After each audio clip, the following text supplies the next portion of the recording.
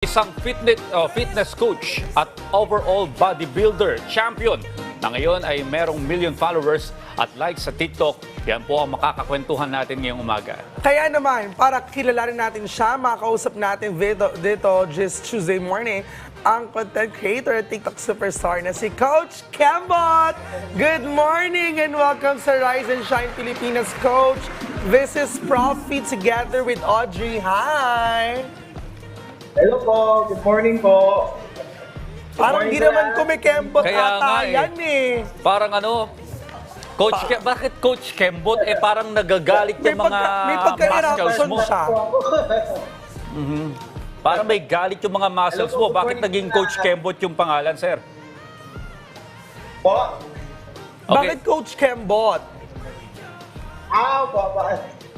Napangalan ko yung Coach Kembot kasi ako una, dancer. Okay. Bago po ako nagiging fitness coach, nagiging dancer rin ako.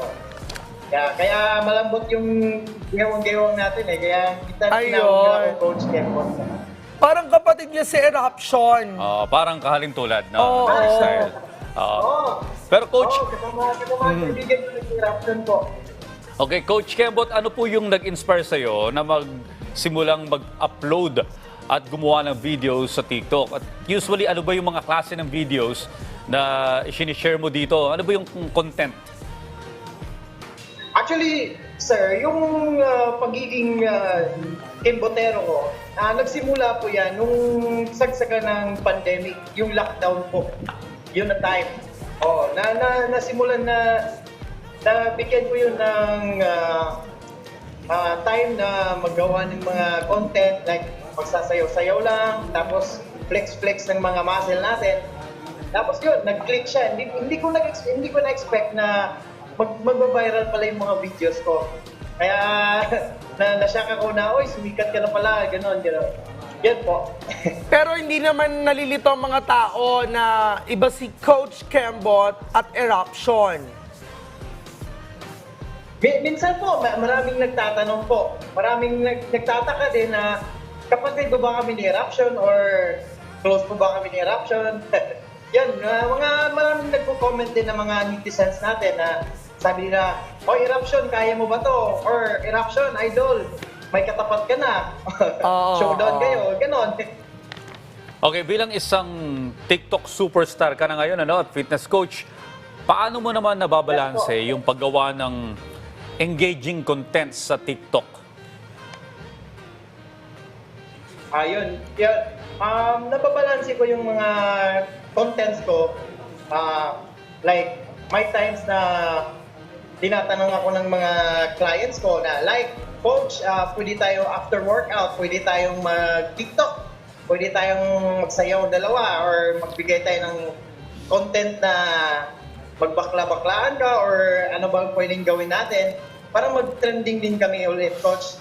Yan, mga gusto nilang gawin na while na-workout kami, sinasabayan nila ng mga TikTok. Sinasabayan ko ng mga TikToks, mga sayaw, mga kembot-kembot. Yan ang gusto nila. Pero syempre yung bakla-baklaan natin sa Kembot ay hindi lamang para sa mga baklayan, Coach, no? Applied naman para sa lahat yan, di ba?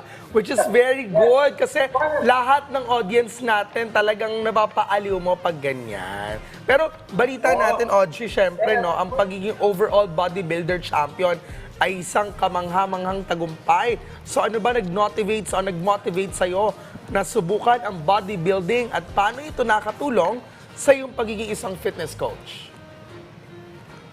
Ang nag-motivate sa akin, unang-una, yung pamilya ko. Yung pamilya ko sa Mindanao po. Tapos yung mga sumusuporta po sa akin sa TikTok, lalo na yung mga bagong nag-workout. Lagi nila akong sinasabihan nila ako na, Coach, salamat sa inspirasyon. Salamat sa mga guide nyo sa amin. Salamat sa guide ko. Tapos lahat ng mga followers ko. At saka dito sa gym na nagbibigay ko kasiyahan sa kanila. Lalo kung ginalingan at tinuloy-tuloy ko yung pagiging kembotero po.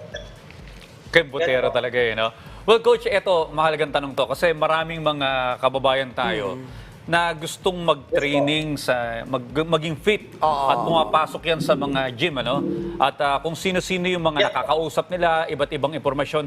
Ano po ba yung mga tips o yung mga fitness myths na hindi totoo o misconception para hindi maligaw yung mga nagsisimula pa lang sa pagba-bodybuilding?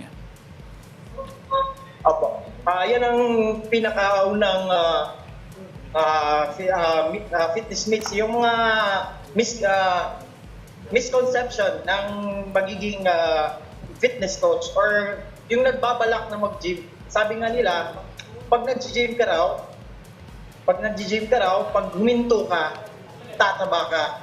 Tapos yung alam nila yung about sa mga pag nag-gym ka raw, bawal ka ng nakasanayan mong lifestyle or pag nag-gym ka raw, papangit daw yung gagastos ka lang ng marami or mag-iinarte ka lang about pag-gym, kaya naman pagbabago sa katawan. Kaya yung mga tao ng ganyan, na-advise ko naman sila na yung pag-gym is parang healthy lifestyle na rin na sa natin. Tapos yung pag-gym po natin, para na rin sa sarili na para yung health natin hindi tayo mapapahamak sa mga anumang sakuna sa buhay. Alam mo ito si Coach Kembot pala ay taga Angeles City, Pampanga.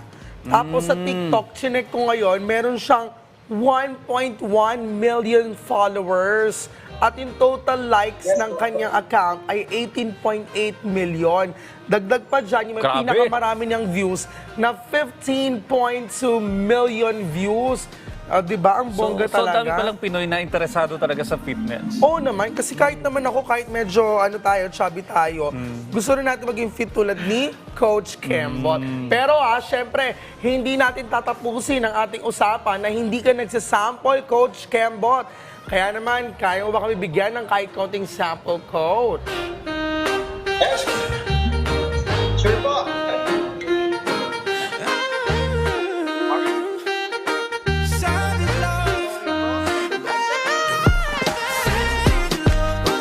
I just po. Back to content. Tapos, syempre, ang Kembot.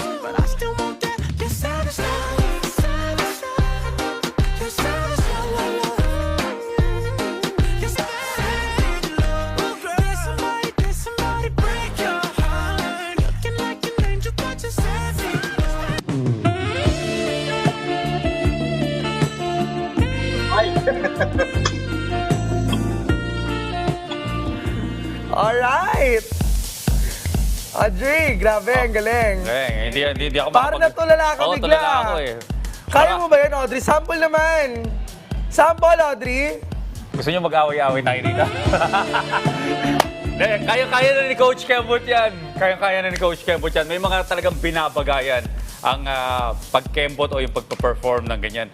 Anyway, maraming salamat sa pag-share ng inyong storya sa amin ngayong Martes. Coach Kembot, maraming salamat.